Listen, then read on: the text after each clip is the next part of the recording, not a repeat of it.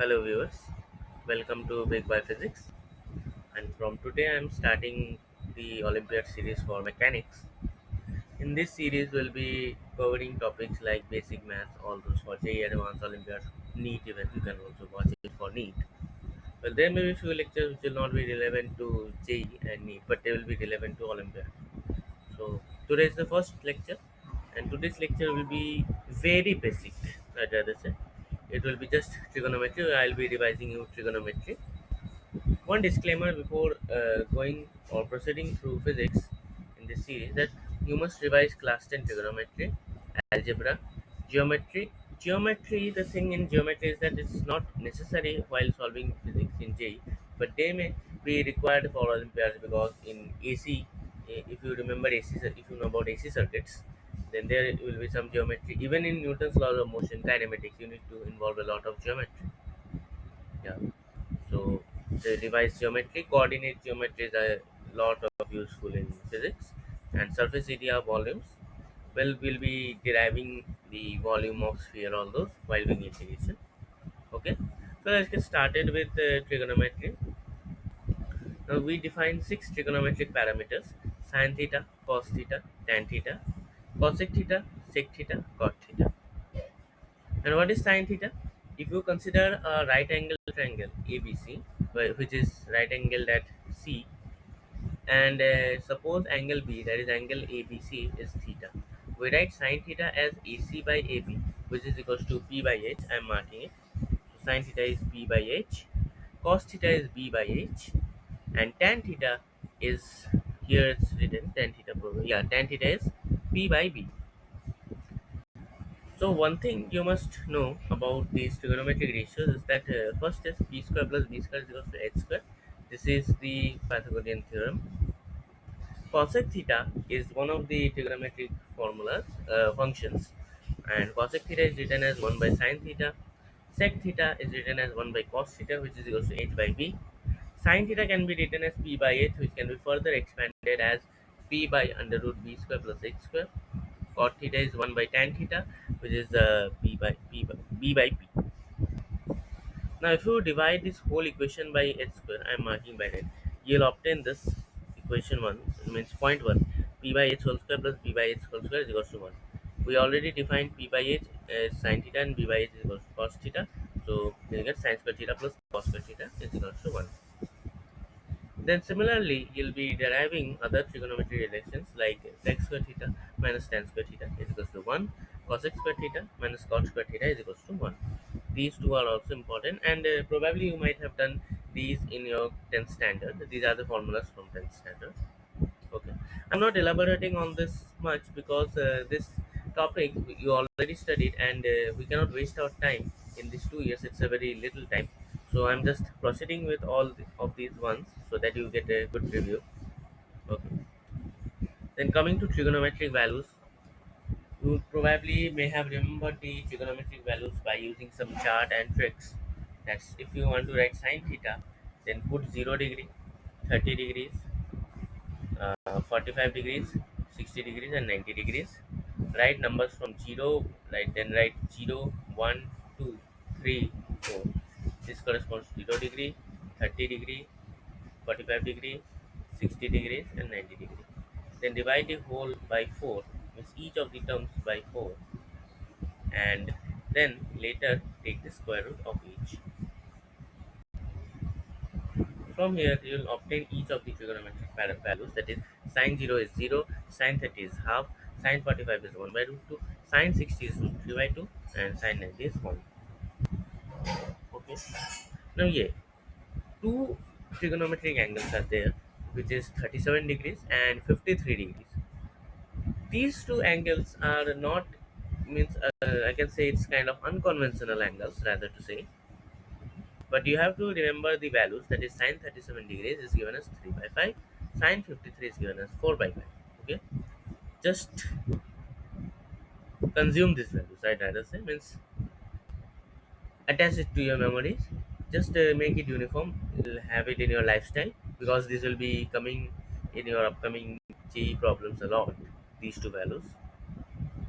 Okay, So next, similarly cos 0, you may know that cos 90 minus theta is sin theta. This is our formula you have learnt in class 10th. So you'll get cos 0 equal to 1, cos 30 is equal to root 3 by 2, cos 45 is equal to 1 by root 2, cos 60 is equal to 1 by 2, cos 90 is equal to 0. If you want to find cos 37, it will be under root 1 minus sin square 37. And 37 degrees, we're writing all of these in degrees if anyone is having a problem. Cos 37 degrees is 1 under root 1 minus sin square 37 degrees. Since it's in the first quadrant, we'll take the positive value, we'll get the value 4 by 5. Similarly, cos 53 is equal to 3 by 5. Also writing for angles of tan 0 is 0, that is sin theta by cos theta. So tan 0 is 0, tan 30 is equal to 1 by root 3 and so on. You can note down these values. And now here it's tan 60, tan 90. In many places I see tan 90 to be g in undefined, and in some places it is written as infinite. Which is the correct answer? Well, actually, 1090 is actually not defined. It's better not to say undefined, infinite, because if you come across the chapter of functions in class 12, you'll observe something called domain and range. In 10 function, what we do is that we exclude pi by 2, 3 pi by 2, 5 pi by 2, or rather say odd multiples of pi by 2 from the domain, and write the function. Okay, because what we mean to say is that if theta is just less than 90 degrees, then tan theta can be infinite. But theta cannot be 90 degrees. We can never put theta is equal to 90 degrees here. That is why we do not go much with tan theta is equal to in all those. But yeah, if some expression comes that a by tan theta, you may come across in physics. If it is given in mathematics, you learn that a by tan theta is given as f theta. Then if it is asking to find f pi by 2, you'll put it undefined. But similarly, if they ask something like gx is equals to a cot x, then g pi by 2 is equals to 0. Yeah, this is some kind of hypocrisy which goes on in math. But yeah, don't think that math is a bad subject. Math is a very interesting subject. You'll understand the interesting part in these whole 2 years. Yeah, when we define function, we cannot exactly write tan theta is equals to 1 by cot theta. Well, these are mathematics stuffs. I am not discussing them in much detail. Okay.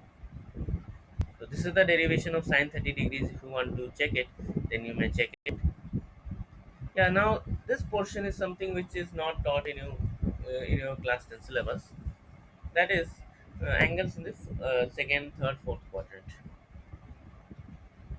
While we write sine theta, we write perpendicular by base.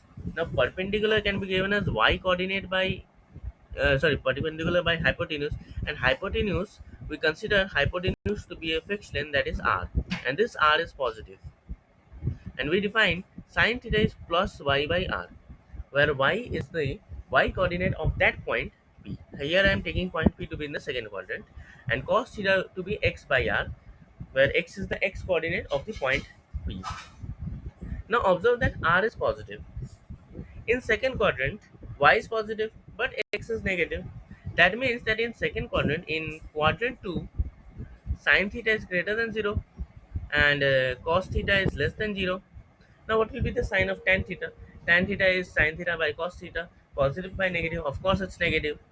So, you can say that in second quadrant, the sign is only positive. In first quadrant, everything y, x, all of these are positive. So, in first quadrant, everything are positive. We write here it's A, where A represents all. In second quadrant, we write S. S represents sign. In third quadrant, observe that y coordinate and x coordinate both are negative. That is why sin theta and cos theta both will be negative. But negative by negative is positive. That is why tan theta will come out to be positive. So we write tan here.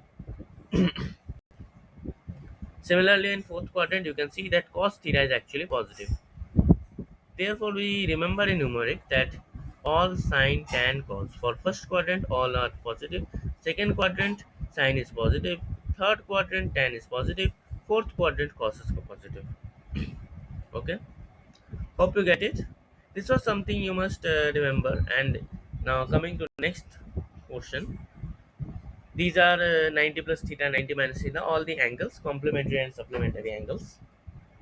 This part you may have learned in class 10 also. Sin 90 minus theta is equals to cos theta. Cos 90 minus theta is equals to sin theta. Tan 90 minus theta is equals to cot theta. Now, if you want to know about 90 plus theta for angles greater than uh, 90 degrees, then we write sin 90 plus theta. Logically, I think that we know that if theta is an acute angle, then sin 90 plus theta will be cos theta. So, it will be positive, and you know that 90 plus theta will lead to the complementary argument, that is cos theta. So, we'll write it plus cos theta. Now, cos 90 plus theta will be negative, so we'll write it minus sin theta. Tan 90 plus theta. What is the other angle, other half of the tan? That is cot theta. We'll be writing minus cot theta. Sin 180 minus theta. One considering theta to be acute for convention, we can say sin 180 minus theta to be sin theta because it's supplementary angle, because it's since it's written n pi minus theta form, so we'll write it as uh, sin theta. The same argument will come, that is the same function will come with a different argument inside it. So sin 180 minus theta is sin theta, cos 180 minus theta is minus cos theta, tan 180 minus theta is minus tan theta. Then for angles less than 0 degrees, again we are considering the fourth quadrant for acute angles. Sin minus theta will be coming out to be sin theta. Well, it can also be written as sin 360 degrees minus theta. Just a minute. Yeah, cos minus theta can be written as cos 360 degrees minus theta. Tan minus theta or minus tan theta can be written as tan 360 minus theta. So these are few important things you must know. And just doing few examples. Sin 120 minus 120 can be written as sin 180 minus 60, or you can also write it as sin 90 plus 30. Sin 90 plus 30 can be written as cos 30, right? Similarly, tan 127. This is something to think, that is 180 minus 53 degrees, so you'll get minus 4 by 3. We are on the edge of the means verge to the end of the lecture. Just three more formulas, then we are done.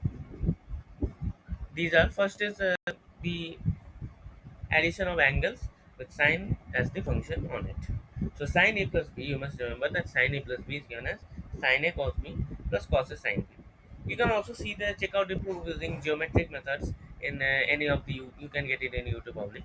Okay. So sine a plus b is given as sine a cos b plus cos a sine b.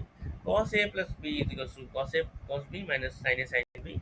And tan a plus b is given as tan a plus tan b upon 1 minus tan a tan b. If you want to look for the proof, you can check out any video from YouTube. Just type as proof for sin a plus b is equals to sin a cos b plus cos a sin b. You will get the required result. Then finally coming out to a conclusion from this addition of angles. If you put a equal to b, you will get sin 2a is equals to 2 sin a cos a. Yeah. This formula will be very helpful for discussing the range of the projectiles at sailing. Okay, that's it for today. In today's lecture, we basically described and completed the trigonometric portions. In next lecture, we'll be bringing out vectors. So stay tuned. Have a nice day.